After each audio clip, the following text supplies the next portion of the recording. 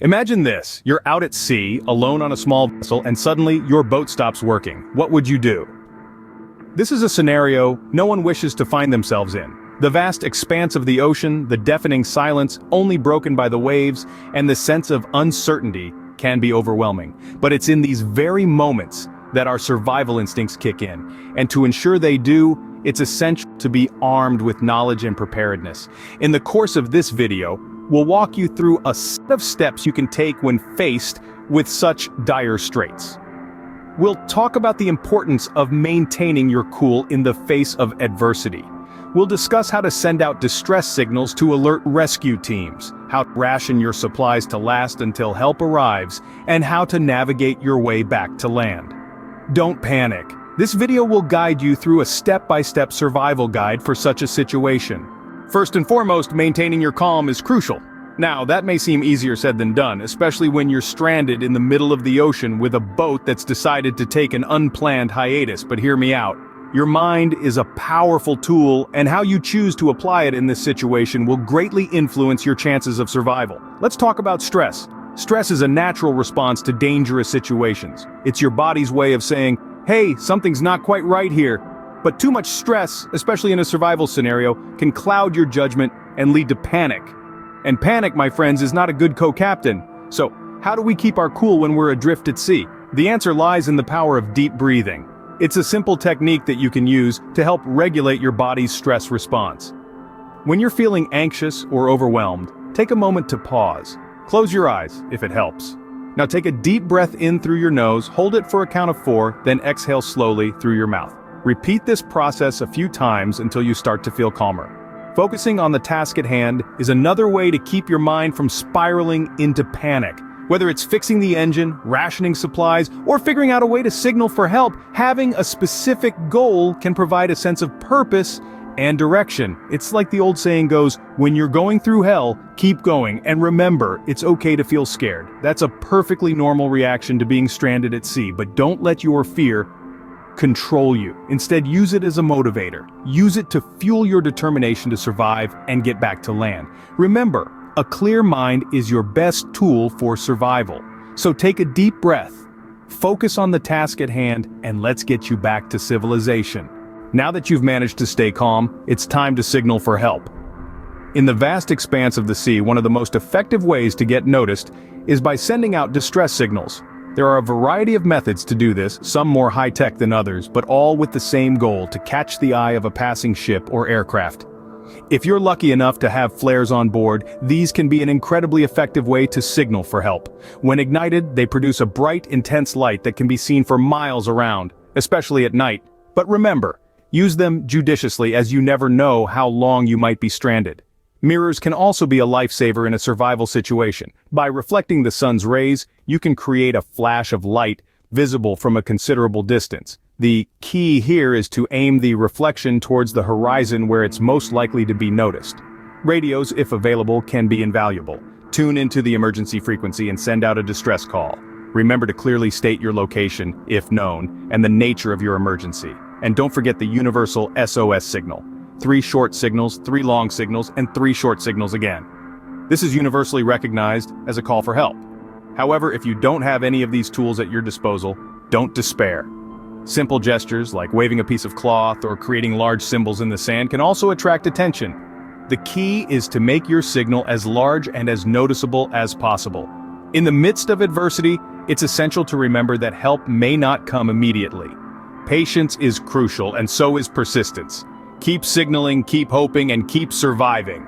Never underestimate the power of a well-placed signal. Hey there, survivalist! If you're finding this guide on how to stay alive when stranded at sea helpful, don't forget to smash that like button and subscribe to our channel. We're committed to bringing you the most comprehensive survival tutorials and guides so you can be prepared for any situation.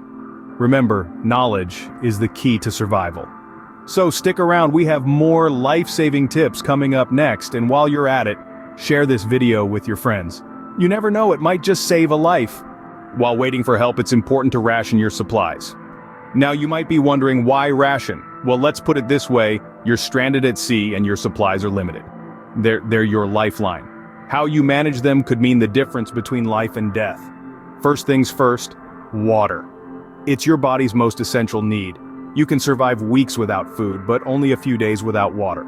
So it's crucial to ration your water supply carefully. A good rule of thumb is to limit yourself to a half-liter per day. It may not seem like much, but it's enough to keep your body functioning. And remember, don't wait until you're thirsty to drink. Sip little and often to prevent dehydration. Now on to food. You can't function properly without energy, and food provides that energy. But remember, your aim is survival, not comfort. You don't need a full belly, just enough to keep you going. So, portion your food out into small meals throughout the day. This will help you maintain energy levels without depleting your supplies too quickly. But what if you run out of food and water? Don't panic, nature can provide. Rainwater is a great source of fresh water. Collect it in any containers you have, or even in a tarp or plastic sheet. And if you're lucky enough to have fishing gear, use it. Fish are a great source of protein and will keep you nourished. One last thing, don't forget to keep your mind sharp. This is a survival situation, not a vacation. Don't get complacent, keep track of your supplies, plan your rationing carefully, and always be on the lookout for ways to supplement your resources. Remember, survival is a marathon, not a sprint. Use your resources wisely. After all, your number one goal is to get back to land, and every sip of water, every bite of food brings you one step closer to that goal. So, take it slow, make it last, and keep your eyes on the prize. If help doesn't seem to be on its way, you may need to navigate back to land yourself. In the world of adventure and survival, knowing how to navigate is a crucial skill. It's like a lifeline, something that can be the difference between being lost or finding your way back to safety. Let's start with the basics. The sun, our fiery celestial neighbor, is a natural compass. It rises in the east and sets in the west. During the day, you can use this knowledge to determine your general direction. At night, the stars can be your guide. For those in the northern hemisphere, the North Star or Polaris is a reliable point of reference. It's located near the tip of the Little Dipper's handle and stays almost stationary in the sky while other stars revolve around it. If you can find Polaris, you can find North. But what if you're in the southern hemisphere? Well, there's the Southern Cross, a constellation that points towards the South Pole. Draw a line through the long axis of the Southern Cross, then find the two bright stars known as the pointers. Draw another line between the pointers, and where these two lines intersect is south. Now, if you're lucky enough to have a compass or a GPS, use them. A compass will always point to magnetic north, and with this knowledge, you can figure out the other cardinal directions. A GPS, on the other hand, can give you your exact coordinates and guide you towards your destination. Remember, navigation is not just about knowing where you are, it's about understanding where you've been and where you're going. Keep track of your path, make note of landmarks, and always have a sense of your direction. Survival is about resilience and resourcefulness. It's about using what's available to you and making the best out of it. And when you're stranded at sea, these navigation skills become invaluable.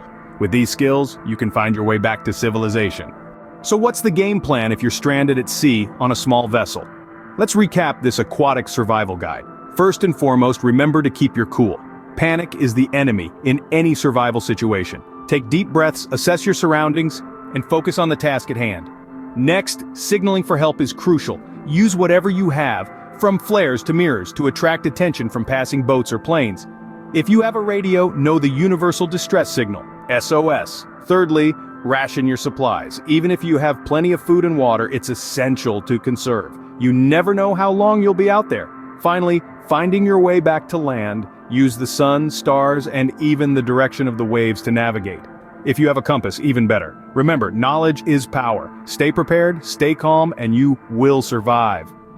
Don't let fear take the helm. You're the captain of your fate. Made it to the end, huh? You're a survivor. You've learned how to stay cool, signal for help, ration your supplies, and find your way back.